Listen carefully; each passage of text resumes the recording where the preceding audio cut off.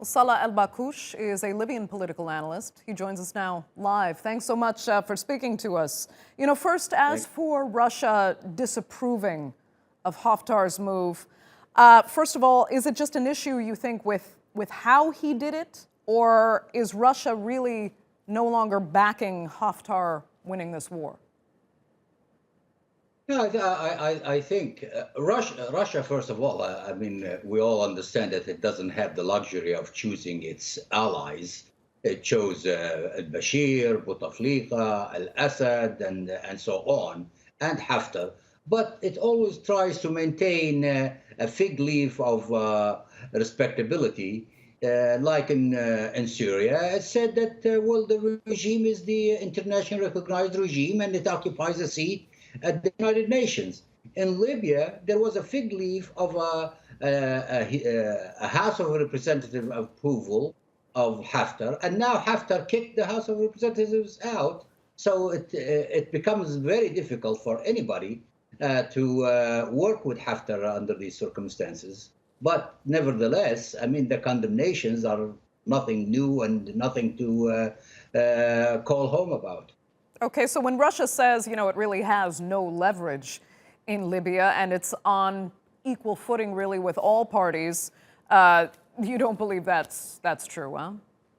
I think the Russian statement, the European statement, and the U.S. statement, we can add them to these other statements about no military solution and all of that stuff, and I think we shouldn't really worry too much about it. Do you think is Haftar at this point, though, kind of taking advantage of the fact, we looked out for this before, and maybe it's what's happening now, he's taking advantage of the fact that the world's attention is mostly focused on a pandemic and not on the conflict in Libya. So this could be his chance to kind of fly under the radar and make the most dramatic moves. No, I don't think so at all. Look, here's the thing that will have to stop anybody that's looking at this and think about it, is that it doesn't add anything in practical terms to him. He controls the East. He controls the HOR. He controls the government. I'll give you an example. Since he was appointed general commander of the army by the HOR, he never visited the HOR. He never visited the prime minister. His prime minister comes and visits him in his office. The head of the parliament, who's also supposedly the head of the state, comes and visits him in his barracks in Rojma. When he goes to Paris 1, Paris 2, Palermo, Abu Dhabi, Berlin, he goes with a separate delegation than the delegation of his boss.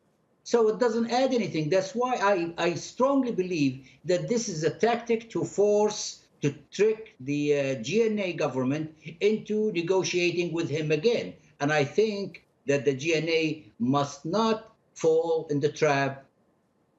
Okay, so the GNA should just basically ignore what he's doing now as best they can, to whatever extent that's possible, as long as, the military confrontation is, I guess, manageable from their side. But listen, if Haftar actually loses whatever backing Russia was providing, can he still continue to fight? Will he still have the military might of the United Arab Emirates, for example, continuing to support him so he can still go forward with this seemingly never-ending offensive?